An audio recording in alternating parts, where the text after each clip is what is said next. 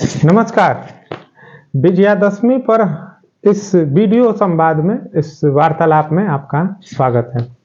क्या आपको पता है कि कल जो हम लोग नवरात्र मना के आए, महानवमी के साथ जो माता के 9 दिन के पूजन का विधान समाप्त हुआ, उसमें आपने पंडाल या मेला घूमने जब आप देख गए होंगे तो आपने देखा होगा कि माँ दुर्गा की एक तरफ माँ लक्ष्मी की मूर्ति होती है और एक तरफ माँ सरस्वती की। आप हर एक पंडाल में यही व्यवस्था देखेंगे। क्या मतलब है इस विशेष व्यवस्था का? या अपने जो दुर्गा सप्तशती में माँ की जो कथा आती है कि समस्त देवताओं ने मिलकर अपने अपने तेज का, अपने अपने शक्ति का पुंज समाहित किया, तब माँ दुर्गा का प्रादुर्भाव हुआ। क्या तात्पर्य है, क्या मतलब है इसका? हमारे आज के संदर्भ में हम क्या तात्पर्य निकाल सकते हैं? या आज जो विजयादशमी के दिन हम मनाते हैं कि प्रभु राम ने रावण पर विजय पाई थी, इस दिन प्रभु राम ने रावण का वध किया था, बुराई का अच्छाई द्वारा नाश किया गया था। मतलब जो इस युद्ध में यह जो विजयादशमी नवमी के ठीक अगले दिन आती है, मन में क्या ये प्रश्न नहीं उठता है कि क्या संबंध हो सकता है माँ के नवरात्रों, माँ के 9 दिन की पूजा और 10वें दिन प्रभु द्वारा रावण का वध में? हाँ, संबंध है। प्रभु राम ने रावण का जो वध किया था, जो राम रावण युद्ध हुआ था, उसमें माँ शक्ति की विशेष भूमिका थी। क्या थी वो कथा? आइए आज विजयादशमी के अवसर पर आराम से बातें करते हैं, वार्तालाप करते हैं, सुनते हैं विभिन्न कथाएं। आप भी आराम से सुनिए, वीडियो को पूरा अंत तक देखिए, चैनल को सब्सक्राइब कर लीजिए, ढेर सारी कथाएं मिलेंगी इस पे। और हाँ, कमेंट में अपनी राय जरूर बताएं। अगर आप लाइव देख रहे हैं तो आपके प्रश्न हैं, आपके जो बिंदु हैं, उन पर भी चर्चा की जाएगी। फिलहाल आइए बात की शुरुआत करते हैं। तो बात की शुरुआत हम पहले नवमी से करते हैं, मतलब कि माँ के प्रथम दिन से लेके 9 दिन की जो पूजा करते हैं, प्रथमम शैलपुत्री च द्वितीय ब्रह्मचारिणी से जो नवमी सिद्धिदात्री, जिस दिन माँ सिद्धि प्रदान करने वाली है, सिद्धि मतलब चरम स्तर, सफलता का चरम स्तर जो माँ प्रदान करती हैं, उसके बीच की बातें करते हैं। सबसे पहले तो जो मैंने पहला प्रश्न उठाया था कि आखिर पंडाल में एक तरफ माँ सरस्वती और एक तरफ माँ लक्ष्मी की मूर्ति क्यों होती है, और इससे हम क्या तात्पर्य निकाल सकते हैं? आइए देखिए, दुर्गा सप्तशती में आता है तंत्रोक्त देवी सूत्रम, और इसी तंत्रोक्त देवी सूक्तम या तंत्रोक्त देवी सूत्रम के अंदर आता है या देवी सर्वभूतेषु शक्ति रूपेण संस्थिता नमस्तस्यै नमस्तस्यै नमस्तस्यै नमो नमः। ये जो नमस्तस्यै नमस्तस्यै नमस्तस्यै नमो नमः करके बहुत सारी लाइनें हैं, इनको अगर अलग से पढ़ा जाए तो इनको देवी नमन स्त्रोत बोल देते हैं। देवी नमन स्त्रोत में ही लाइनें आती हैं कि या देवी सर्वभूतेषु शक्ति रूपेण संस्थिता नमस्तस्यै नमस्तस्यै नमस्तस्यै नमो नमः।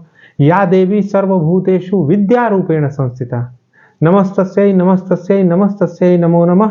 या देवी सर्वभूतेषु लक्ष्मी रूपेण संस्थिता नमस्तस्यै नमस्तस्यै नमस्तस्यै नमो नमः। मतलब कि जो विद्या की देवी है माँ सरस्वती, वो भी देवी का ही रूप है। जो धन की देवी है माँ लक्ष्मी, वो भी देवी का ही रूप है। तो देवी के ही विविध रूपों को जब पंडाल में लगाते हैं तो माँ जब भी आती हैं, एक तरफ विद्या और एक तरफ धन की देवी, इन दोनों के साथ आती हैं। मतलब क्या है, क्या तात्पर्य है? तात्पर्य ये है कि जो शक्ति है वो विद्या और धन के बिना अधूरी जैसी है। नहीं समझ में आया? फिर से समझिए। अगर आपके पास विद्या है तो आप उसका धनार्जन में उपयोग करिए, और अगर आपके पास धन है तो आप उसका विद्यार्जन में उपयोग करिए। और जब धन और विद्या दोनों आए तो इन दोनों के सम्मेल से, इन दोनों के मिलन से असली शक्ति, समाज में वास्तविक शक्ति निकल के सामने आती है। मतलब क्या है कि शायद आज का जो समाज है, जिस रास्ते पर आज का समाज चल पड़ा है, वहां सिर्फ विद्या का उतना सम्मान नहीं है, या सिर्फ धन का भी उतना सम्मान नहीं है, लेकिन जब धन और विद्या दोनों एक साथ होते हैं तब वास्तविक शक्ति निकल के सामने आती है, और वह शक्ति कारगर होती है। विद्या और धन की शक्तियां जब आपस में सम्मिलित होती हैं तो समाज में सकारात्मक परिवर्तन आ सकते हैं। मतलब क्या है कि अगर आपके पास विद्या है तो धनार्जन में उपयोग करिए, और अगर धन है तो उससे विद्यार्जन में उपयोग करिए, और जब दोनों आ जाए तो उससे समाज के कल्याण में, समाज की बेहतरी में, मां शक्ति की तरह समाज के उनकी जो भी शक्ति है वो उन्हीं से निकली है, उन्हीं का अंश है। जो भी सकारात्मक शक्ति है जो समाज के उपयोग में लाई जा सकती है, वो विद्या और धन दोनों के सम्मेल से समाज के बेहतरी में लगाया जा सकता है। कैसी लगी ये बातें? अगर बात समझ में आ गए तो संदेश साफ है, विद्या है तो उस विद्या का उपयोग करिए धन की प्राप्ति में, और धन है तो उसका उपयोग करिए विद्या की प्राप्ति में, और दोनों के मेल से जो शक्ति आए उसे समाज के हित में लगाइए। उम्मीद है ये बात समझ में आ गई। आइए दूसरी कथा की ओर बढ़ते हैं। दूसरी कथा में आते हैं। आखिर आपने दुर्गा सप्तशती में सुना होगा कि समस्त देवताओं ने, समस्त देवी देवताओं ने अपने अपने तेज, अपने अपने शक्ति का एक एक अंश, अपने अपने तेज का एक एक अंश मिलाया और उससे देवी का प्रादुर्भाव हुआ। क्या है इसका मतलब? सोचिए। देखिए, महिषासुर एक ऐसी समस्या थी जिससे पार पाना किसी भी देवता के लिए अकेले संभव नहीं हो रहा था। तो समस्त देवताओं ने अपने अपने हिस्से का तेज दिया, अपने अपने अंश को मिलाया, तो इससे मां शक्ति के रूप में शक्ति प्रकट हुई। मतलब क्या है कि कई बार हमारे सामने समाज में भी ऐसी समस्याएं हमें दिख जाती हैं जो किसी एक व्यक्ति के बस की बात नहीं होती है। एक व्यक्ति कितना भी लड़े नहीं जीत पाता। ऐसी समस्याओं के लिए समाज के हर व्यक्ति को योगदान करना पड़ता है। हर व्यक्ति जब अपने अपने हिस्से का कंट्रीब्यूशन करता है तब जाके ये समस्याएं समाज से दूर होती हैं। शायद वर्तमान परिदृश्य में मां के जो प्रादुर्भाव की जो कथा है उससे इतना तो सीखा जा ही सकता है। शायद ये उचित भी है, ऐसा ही हुआ भी होगा। ये संदेश देने की कोशिश की जा रही है इस कथा से। अब आइए एक और परिदृश्य देखते हैं, एक और अलग ढंग से समझते हैं। महिषासुर जो था वो रूप बदलने में माहिर था। कभी भैंसे का रूप ले लेता था, कभी कुछ और जानवर का रूप ले लेता था, कभी किसी और जानवर के रूप में आ जाता था। लेकिन देवी ने जब उसे मारा उस समय वह अपने पशु रूप से मनुष्य रूप में आ रहा था, उसी समय देवी ने उसे मारा। मतलब क्या है कि जो पशुवत प्रवृत्तियां हैं, जिसके अंदर पशुवत प्रवृत्तियां आ जाती हैं, पशुओं जैसी पाश्विक प्रवृत्तियां आ जाती हैं, वह राक्षस है। मनुष्य जो है वह जब पशुओं जैसी प्रवृत्तियां दिखाने लगता है तो वह राक्षस जैसा व्यवहार कर रहा है, वह राक्षस है और शक्ति को उसका वध करना पड़ता है। अब आप कहिएगा कि एक मनुष्य आप उसे राक्षस कह रहे हैं, कैसे कह रहे हैं भाई? आइए इसके लिए आपको एक अलग परिदृश्य, एक अलग कथा सुनानी पड़ेगी। सुनिए, इसका आनंद लीजिए, बहुत ही जबरदस्त रोचक कथा है।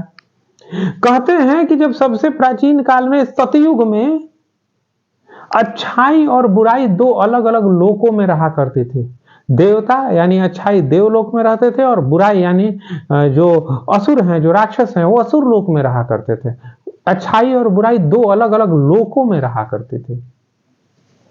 त्रेता युग में अच्छाई और बुराई दोनों इसी पृथ्वी पर लेकिन अलग अलग देश में रहते थे। प्रभु राम अच्छाई के प्रतीक अयोध्या में और रावण बुराई का प्रतीक लंका में, इसी पृथ्वी पर लेकिन अलग अलग देश में। अगले युग में आते हैं, द्वापर युग में अच्छाई और बुराई एक ही परिवार के भीतर आ गए। अच्छाई के प्रतीक पांडव और बुराई के प्रतीक कौरव, ये दोनों एक ही परिवार में है, अच्छाई और बुराई। और कलयुग में इससे और नजदीक आ जाइए। आप देखिए युगों के दौरान अच्छाई और बुराई का जो फासला है वो कम होते जा रहा है। अलग लोक से एक ही पृथ्वी पर अलग देश से द्वापर युग में एक ही परिवार, तो कलयुग में कहते हैं कि अच्छाई और बुराई दोनों एक ही व्यक्ति के अंदर आ गए। हर व्यक्ति के अंदर अच्छाई और बुराई दोनों मौजूद हैं इस कलयुग में। बस तय ये करता है कि वह कब अच्छाई को बाहर निकलने देता है और कब कितने देर बुराई को दबा के रखता है। हो सकता है कि व्यक्ति के अंदर से जब बुराई बाहर उभर के सामने आ जाती है तो वह व्यक्ति बुरा हो जाता है, राक्षस हो जाता है, और जब तक उसके अंदर से अच्छाई बाहर निकल के आ रही है वह अच्छा है और देव है। इसी तरह शायद कहा यह संदेश निकाला जा सकता है कि देवी जब महिषासुर का वध कर रही थी वो पशुओं से ऐसा रूप बदल रहा था। तो मनुष्य जब पांचविक प्रवृत्तियों, पशु वाली प्रवृत्तियों को अपने ऊपर हावी होने देता है उस समय वह राक्षस बन जाता है, देवी को उसका वध करना पड़ता है। और जब वह मनुष्य रूप में रहता है, मनुष्य की प्रवृत्तियां जो सदाचारिता है उसको अपने ऊपर हावी रहने देता है, तो उस समय वह मनुष्य है, उसमें दैवीय गुण है। उम्मीद है कथाएं आपको रोचक लग रही होंगे। कहा जाता है हरि अनंत हरि कथा अनंता, देवी की कथा जितनी कहा जाए उतनी कम है। बहुत सारी कथाएं हो सकती हैं, बहुत सारी कहानियां हो सकती हैं, लेकिन आज विजयादशमी है तो थोड़ा सा विजयादशमी पर बात कर लेते हैं, प्रभु राम पर बात कर लेते हैं, क्योंकि विजयादशमी जो है प्रभु राम द्वारा रावण पर विजय के उपलक्ष्य में मनाया जाता है। प्रभु राम ने इसी दिन रावण का वध किया था। कहते हैं कि इस राम रावण युद्ध में मां शक्ति की भी भूमिका थी। मां शक्ति को प्रभु द्वारा शक्ति पूजा कर, शक्ति की आराधना कर मां को अपने पक्ष में करना पड़ा था, वरना वह रावण के पक्ष में थी और रावण जीत रहा था।